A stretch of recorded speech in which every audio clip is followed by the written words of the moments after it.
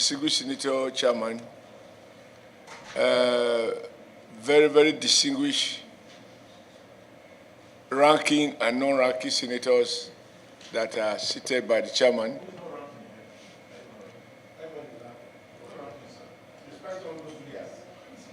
Oh, okay.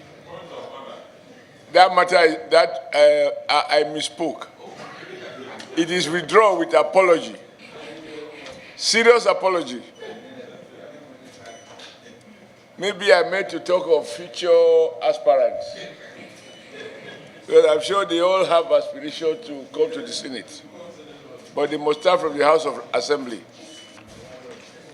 Mr. Chairman, thank you very much for this opportunity and indeed a privilege to present on behalf of my co-chairman from the House of Rep. We have a harmonized report, and we actually sat jointly in line with the directive of the leadership of the Senate and of the Appropriation Committee.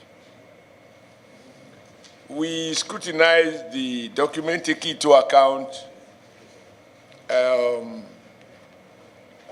the general advice about ensuring that while we are at liberty to interrogate everything, but we must ensure that we should not, under any circumstances, increase the budget.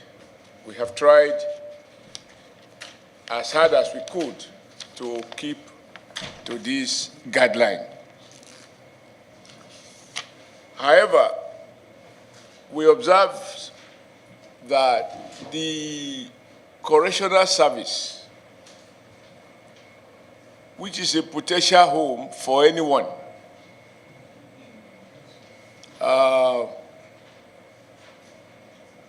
the last time we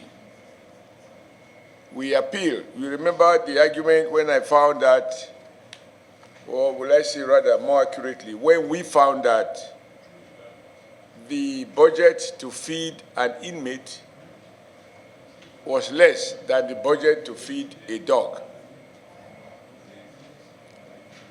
But that is just you might say on the latter side of it, even though it is a serious matter. The real problem we saw was that the actual budget for an inmate in a day was 750 naira, which translates to 250 naira a day.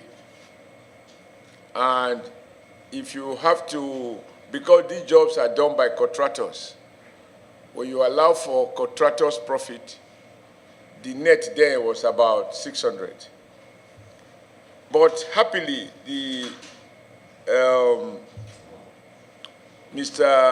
executive has proposed this time an increase, which has been approved, I think, in the course of the year, of 1,100 naira a day. But by the time the net profit and I think withholding tax, what is actually now available has slightly increased from 600 naira to about 700 naira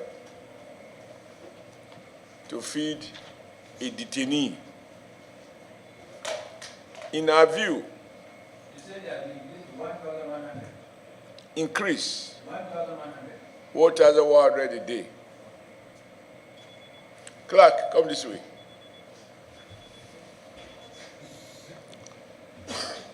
However, sir?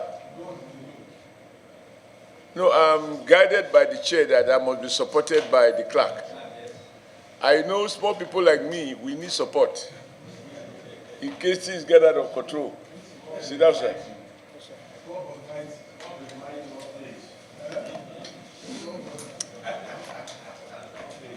Even that upstairs can cause you trouble. So we reviewed the entire budget, both the recurrent for 2024 and the capital for 2024, and the proposal for 2025. The common thing we found is that virtually in all cases, the capital component did not perform. The highest release they got, I think, is about 5%. And given that these agencies put together, they are dealing with security-related matters.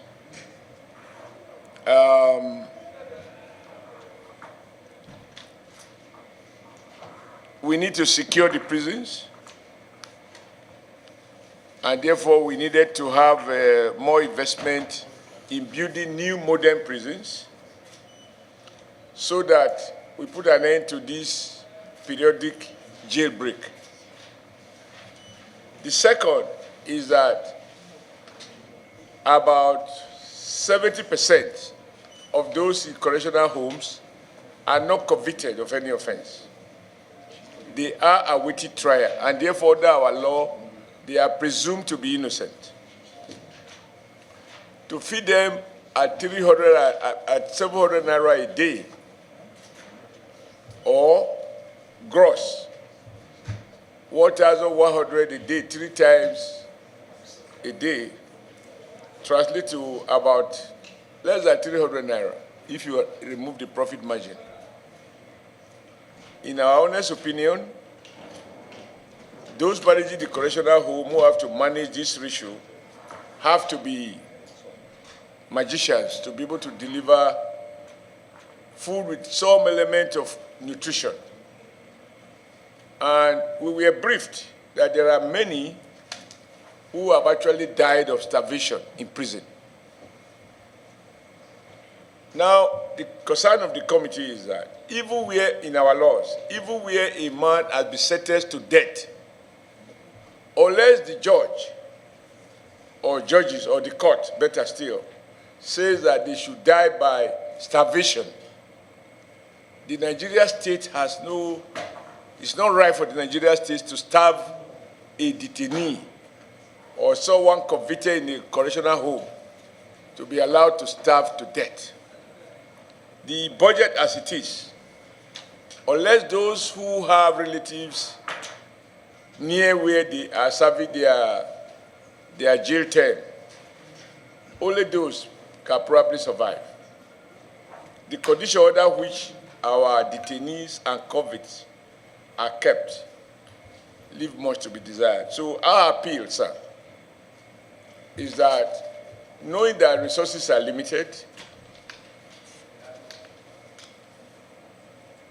is that at least 500 naira a meal, 3 meals a day will be 1,500. More wage worker. So talking seriously, I believe that the Committee on Appropriation should make a strong case to the executive to improve the ratio to at least 1,500 so that, alive for taxes because contractors have to handle these businesses, at least 400 naira may be able to give them something so that we avoid the number of people who are dying of starvation in our prisons. This has to do with the correctional home. The National Immigration Service, they have to deal with the whole issue of protecting our borders. Of course, the military primarily is empowered to defend and protect the territorial integrity of the Nigerian nation.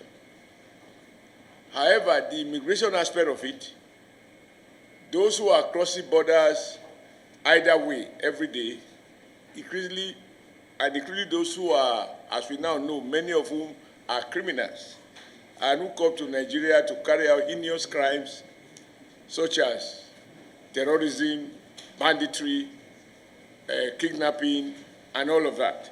So what we have not always been able to capture when we discuss about banditry and kidnapping, for example, people simply say headsmen. A lot of these headers are not Nigerians.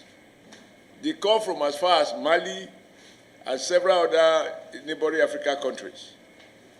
And our immigration service have a duty to beef up their capacity, set up various monitoring posts, and arm their men and women to be able to deal with these people, because they are not coming with ice cream. They come oftentimes armed. And so the immigration service, even when they have seen an illegal attempt to enter the country illegally, they do not have enough manpower, they don't have enough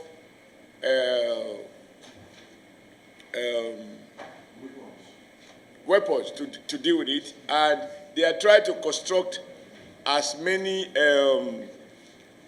immigration points across the borders as possible. All of this require huge capital outlay.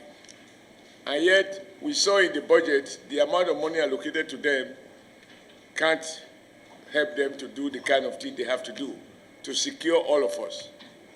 So, but when we focus on Nigeria's security, we tend to focus on the Army, the Navy, the Air Force, and the police. And we forget somehow that immigration has their services have huge implications for our national security. As a recent president said, if you can't police your borders, in declare state of emergency on a certain border, I'm not saying we should do that, but just to underscore that no nation can afford to have loose borders, that all manners of persons, particularly criminals, and even non-criminals, can move in freely. Yes, we know the ECOWAS protocol allow ECOWAS citizens freedom of movement, but not without documents. You must go through an immigration office, they stamp you to the country, you must have legal documents, identity. A lot of these people don't have it. And what they rather have are weapons, which an unarmed immigration person cannot deal with. Recently, I think last week, they were constructing one of the modern immigration posts somewhere around Katsina or so, and they came under fire, they were attacked, and 2 or 3 of their men were killed. So we do need to refocus on immigration.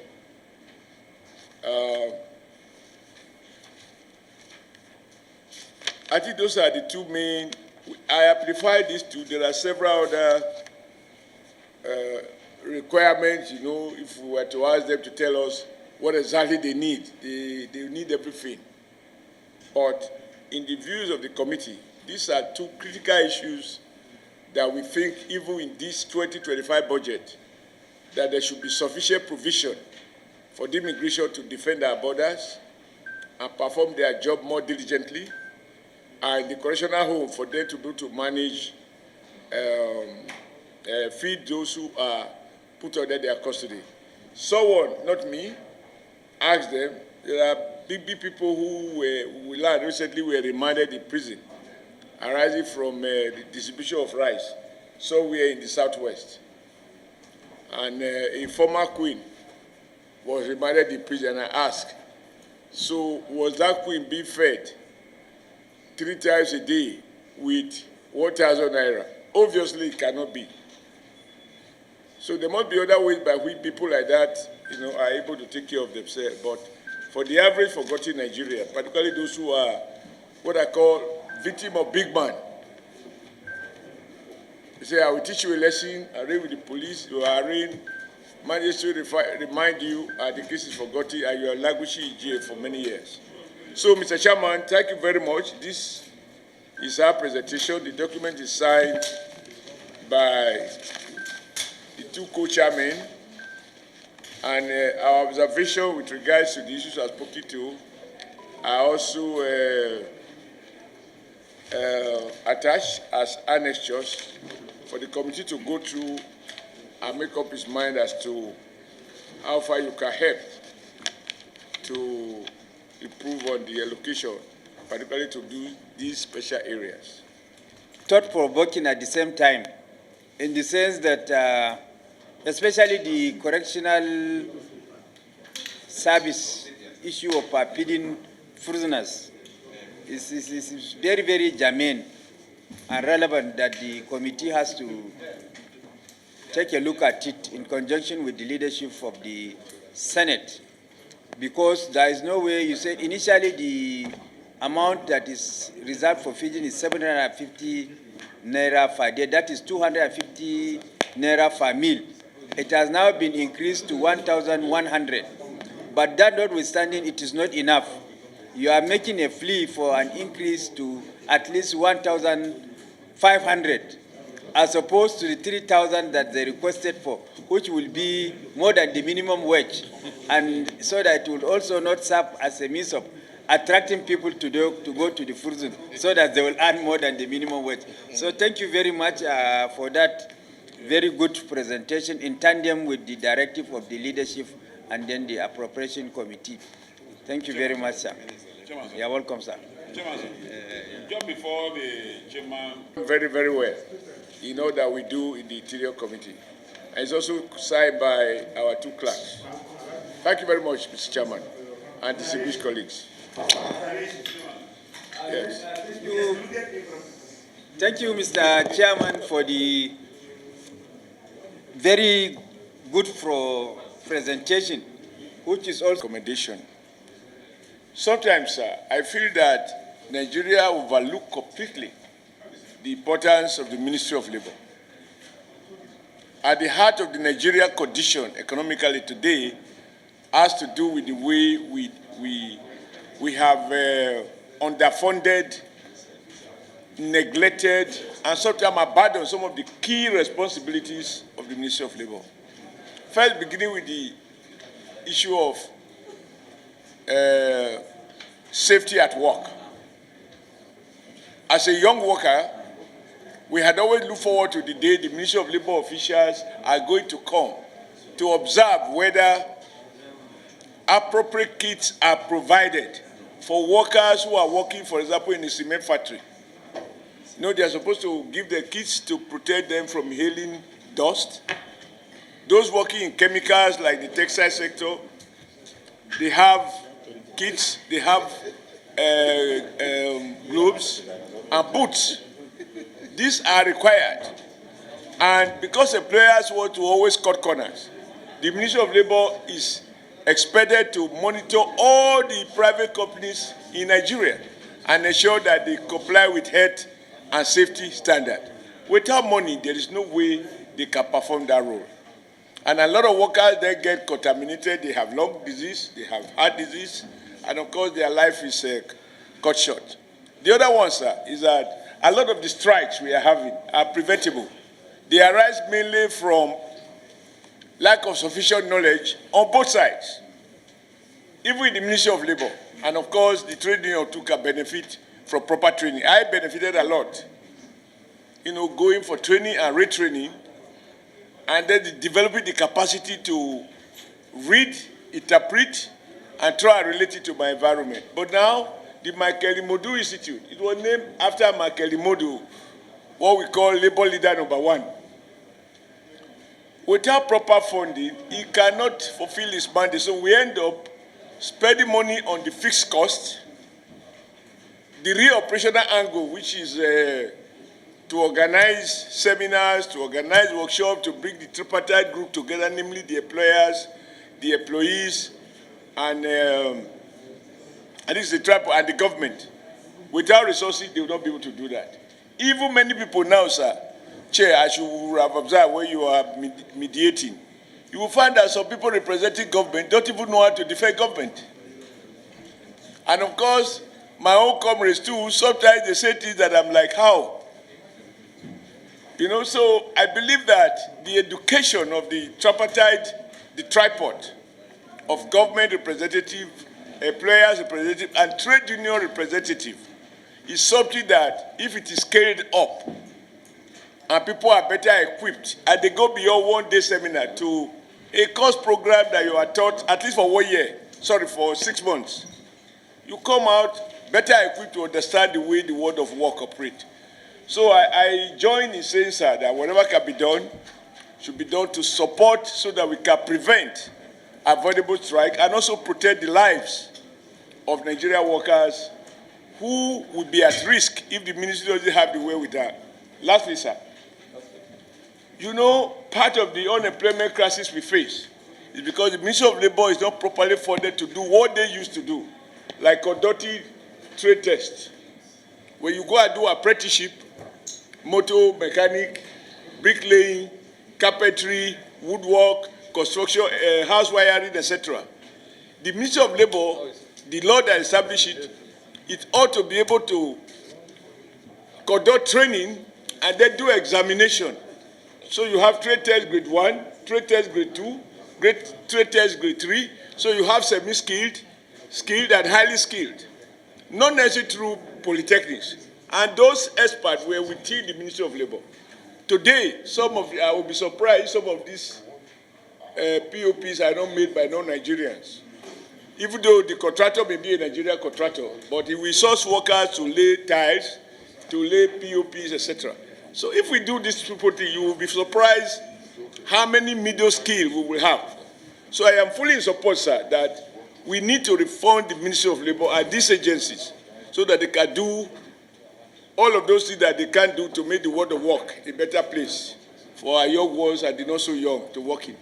Thank you, sir, for your very platform for we non-learned people to be able to appreciate and to feel at home. But on the latter note, sir, the chairman, your colleague, was going to address you that lawyers don't wear black shirt without suit, so you are not properly dressed. However, because of legal solidarity... Point of order, I'm copying you. Before you start copying elders, be careful. Anyway, I think you presented a very good point, and I agree that just looking at the number of resolutions that we passed in the Senate calling on the government to intervene when there are, it's like a firefighting group. They can't say how many houses will be on fire. And we want to have a standby agency to run to. I think that is the whole idea. And they need basic facilities to be able to do their job more efficiently and more competently and even more transparently. So your request here, both for the recurrent, I don't know what it is, and the capital, I don't think, the good thing is that if you don't need it, if a firefighting man has put all the foams and everything ready and there is no fire, it is saved. So the money will not expire. But if you do not provide for it and the emergency arises, then you have a huge challenge because you can't just make appropriation the same day. So I guess this is something our chair will push to ensure that this is really addressed. I wasn't sure whether I should talk about the envelope system until I find courage from a man who is very well ably governed by a man of God, a Catholic priest. And therefore, if he has the courage, no sir, your man is not a priest. ZAM is governed by a reverend father. And I take his view seriously because he takes Holy Communion every day before he comes to the Senate. So, sir, you know, somebody asked me, and I would like you to really listen. Wait, Ozao, I'm speaking my language to you because you are also speaking your own. Somebody asked me, I think a journalist, said, what is my view about the envelope system? I said, Nigeria itself is under the envelope system. Because even the day the budget was presented, we say as we are clapping, let's remember, this appeared to be some improvement in terms of numbers over last year, but a lot of it was borrowed. And earlier in the year, you know, we had to debate whether or not to approve the request of the executive to fund the budget.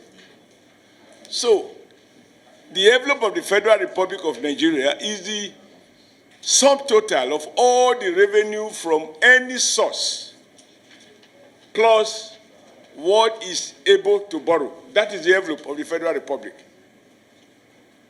If Nigeria is to budget based on our needs, why should South Africa spend more money in real terms for capital projects than Nigeria, when our population is twice that of South Africa? But this is a case where you just have to prioritize. But the fact of being hungry is not enough reason to break into another man's kitchen. But even if you can do so, you will find that those guarding that kitchen might convert the thief's head to pepper soup. Where are you going to borrow from? So we are limited by what Nigeria can earn and what it can reasonably borrow, which is also subject to a ratio of GDP and all the other financial control. For me, that is my sympathy.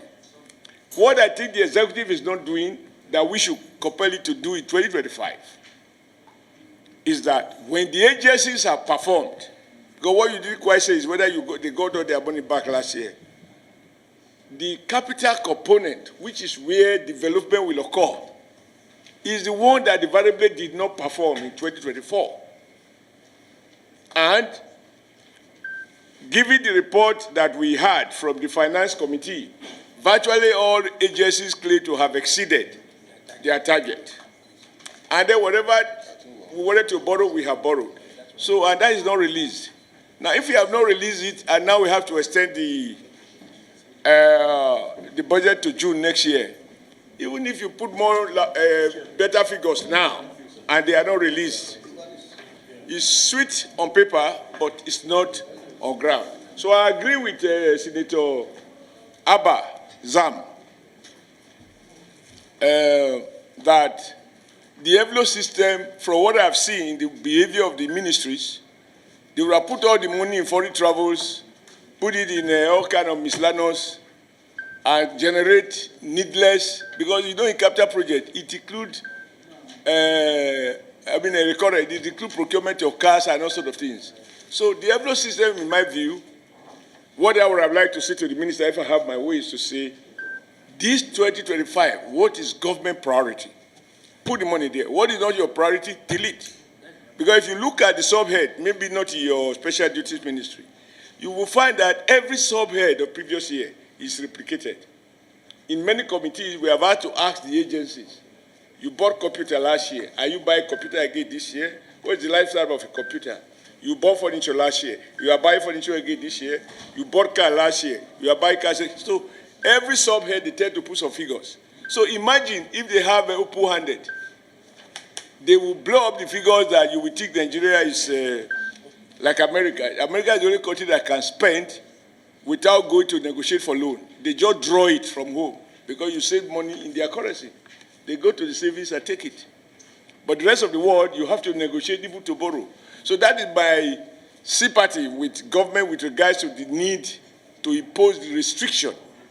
So I give you this much in your envelope, put it in your area of need, the area that is your priority, because every ministry can prioritize. So, Mr. Chairman, you said it all. I feel that in the next word, I will be a senior advocate, and I will wear black shirt, and I will be as articulate. I may not have your height, because you might suffer at old age when you bend. I still like to be like this, so I'm closer to the ground, but to have your power of articulation and of simplification.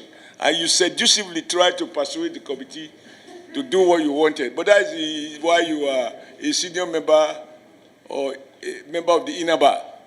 But thank you for your very, very eloquent presentation. Mr. Chairman, thank you for your leadership. Chairman.